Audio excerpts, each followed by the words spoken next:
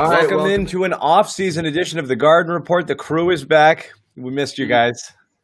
We miss you, John. I missed it. I missed this. This was Been normal. like 5 days. You know who I miss? Raptors fans. I miss Raptors fans. I miss Raptors fans. I still have a scorn for whatever we call Heat fans. Yeah, I don't miss them. They don't exist. They're like Yetis. They don't exist. I was thinking during game one, what if the Raptors were here? I was just trying to imagine it. We should just tell them. Are you serious right now, Bobby? Yeah, during that blowout, I was like, the Raptors would be doing much better. I was than the just Heat. imagining it. Like you have high school reunions, we should just have like a Celtics Raptors live stream. We'll get that next year, I think. I'm actually stunned that Bobby still has the Horford jersey, but I thought somebody would have mailed him like a Lowry or something by now. And he would have been hanging out. Yeah, I like the red one. He just changes it without us thinking we're not going to notice. So, as Josue said, it's been, about a week with Celtics no longer playing basketball. And we do have the finals underway with the underway, 3 games in. Yeah. And the narrative here to me is really interesting with the NBA Finals. Okay, it's 2-1 right now, but game 1, Lakers come out, they win by 100. And everyone's like, whoa, everyone I talk to, thank goodness the Celtics weren't in here because it would be over in 4. And then, then they play shorthanded, kind of hang in there in game 2, and it's fairly decent. Then you have game 3 where they basically are dead.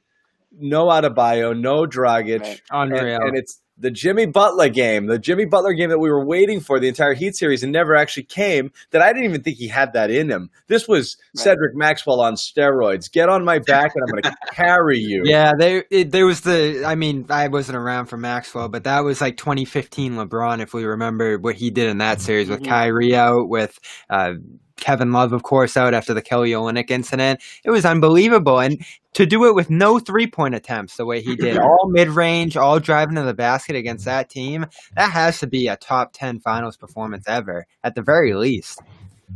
Yeah, ultimately it's going to come down to what happens in the series, whether or not that's going to be. Well, they're going to lose. They're going to lose no matter what. But that's bodies. Whether it's going to be remembered as a top 10 finals performance is if they actually turn this into a series or win it, in which case this would be an epic, absolutely all-time finals performance. But so my question now is for you guys is, how do you view it as, there's no question. We all conceded the Celtics, we believed was the better team. I still believe the better team than the Miami Heat, but Miami clearly played better basketball and clearly deserved to win the series, so it's not worth arguing that. They outplayed the Celtics. They won that series. There's no question about it. But I don't know what we're talking about here. Are we talking about the Celtics team we think they were playing at their absolute best, how they would have fared against the Lakers? I think, I don't know that this version of this Celtics team would have done much better. So I'm still kind of torn here. I think in our minds, as people who've covered the Celtics all year and for much of our lives, we saw what we saw this year, and it looked real. And that team played the Lakers twice, absolutely annihilated them once, and then possibly the game of the year, the one out in LA where Tatum dropped the 41, which Josue, you were at, right? Right. You were out there covering that was an incredible game. Sunday matinee, yeah. That was an incredible game, and the Celtics looked every bit the Lakers equal in that game. Would you agree? Yeah, but there's just one difference, though. There's one thing that I saw differently in that locker room after they lost to the Los Angeles Lakers. They were as happy as I've ever seen them after a loss, Zannis. And that speaks volumes to, of course, what was going on at that time. It was weeks removed from Kobe's death, being back in LA. Obviously, everyone was excited to see Jayson Tatum go off. In my opinion, that's my favorite Jayson Tatum performance that I've ever seen, even though it did come in a losing effort. But so that with those sort of vibes, I think it just would have been too big of a moment for them, to be completely honest with you guys. Like, it was like I didn't see one person not smiling in that locker room. It was really odd. I get it. It went down to the wire. It was a tough loss, but it was the kind of atmosphere I've never seen in the Celtics locker room. Yeah, they really they really enjoyed that moral victory. Oh, yeah. Definitely. They were taking pictures and stuff. It was like they were in a museum. You know what I mean? It was just like, it was a great moment for Jayson Tatum, but I just think it would have been a really big moment for them in the finals. Let's be honest, guys. Would it really been much of a difference compared to what we're seeing right now with the Miami Heat? You don't think so? How about you, Jimmy? No, I don't think it'd be different. I mean, when the Heat beat the Celtics, I joked and I said, fake series, and then I said Lakers in 4. I was joking about it being, a fake playoffs. but I was serious about Lakers before. I actually did think the Lakers would sweep the Heat, and that's not really a knock on the Heat. I actually think the Heat were a better matchup for the Lakers because of Butler, because of Adebayo. Now, obviously, Adebayo's down, Dragic is down, so they're playing undermanned. But to watch Jimmy Butler put in, and I watched pretty much all of that game 3, and I thought Bobby nailed it the way he explained how Butler was attacking the rim, not focused on the 3-point shots.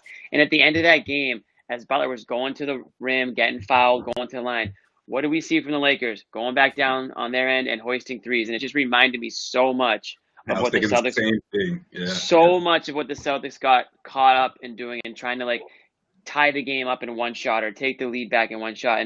And the Lakers just slowly, got out of that game. And that just reminded me so much of Celtics where I was like, there's just no way that Celtics team that we saw. And that's the team that I'm going on. I can't go by the December Celtics. I have to go by the whatever month we're in now, September, Game October 5 Celtics. And Game 6 Celtics. Those guys. Exactly. And that team was not clicking and not designed to roll with this Lakers team, who I still expect to win in 5 or 6. And I think that's how we have to view it. I think that's the problem is, even saying that the Celtics had more talent than Miami, it's the romantic version of a Celtics team that maybe didn't quite exist in this moment.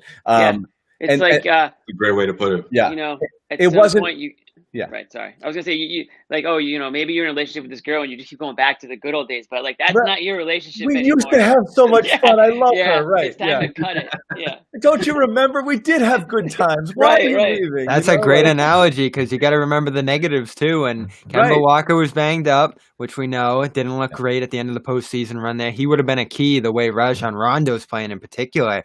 Unreal what Rondo's given that team right now. The passing, the playmaking, the steals. In that Nuggets series in particular, he broke off 3 steals in 5 possessions. He's shooting 50% from 3.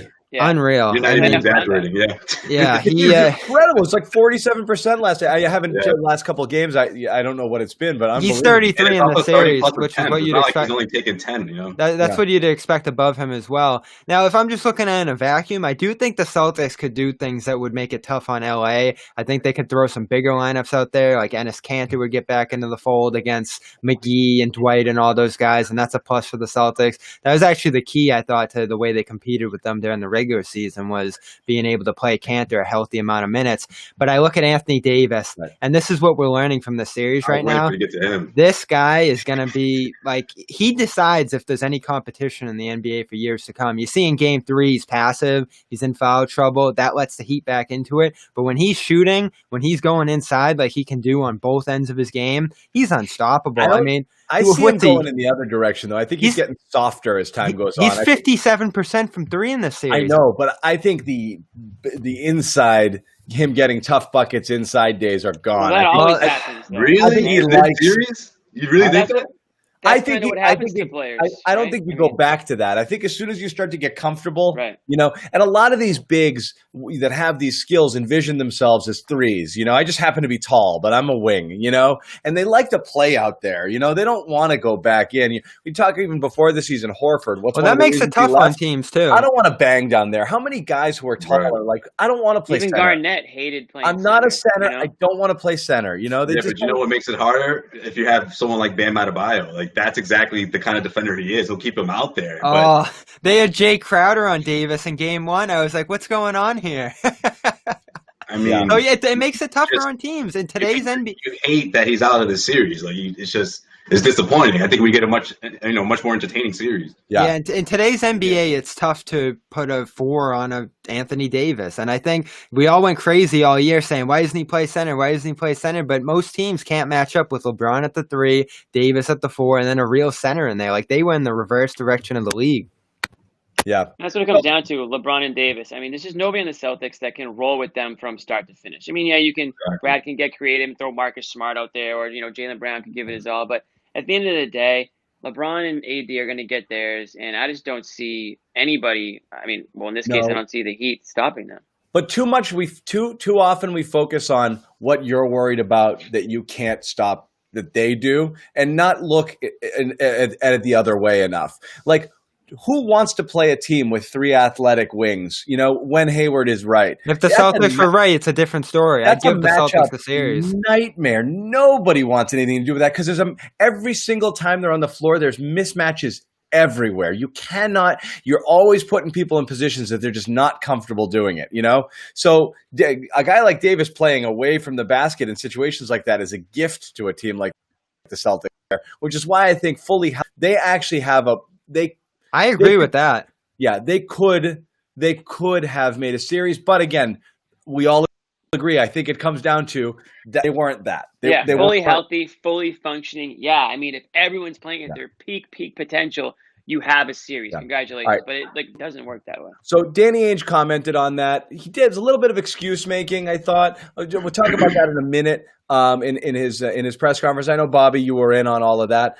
First, want to tell the folks at home about our wonderful sponsor, which is everybody. Jimmy, say it for me. Everybody, CarShield. No, say it right. Come on, say it right. CarShield. CarShield. Okay. CarShield's still around. I love it. Computer systems in cars are the new normal, from electronically controlled transmissions to touchscreen displays to dozens of sensors, but you can't fix any of these new features yourself. So when something breaks, it could cost a fortune, and now is not the time for expensive repairs. CarShield has an affordable protection plan that can save you thousands for a covered repair, including computers, GPS, electronics, and more. The people at CarShield, understand payment flexibility is an absolute must. Monthly plans can be customized to your needs for rates as low as $99 a month. No long-term contracts or commitments. CarShield gives you options others don't. You get to choose your favorite mechanic or dealership to do the work, and CarShield takes care of the rest. They also offer complimentary 24/7 roadside assistance. CarShield has helped over 1 million customers. So drive with confidence knowing you got covered from America's #1 auto protection company. Now here it is. We call this the call to action, okay? For as low as $99 a month, you can protect yourself from surprises, save thousands for covered repair. Call 800-CAR-6000. Mention the code GARDEN, okay? Garden. 800-CAR-6000. GARDEN, Garden for those at home. Or visit carshield.com and use the code GARDEN to save 10%. That's carshield.com, code GARDEN. A deductible may apply.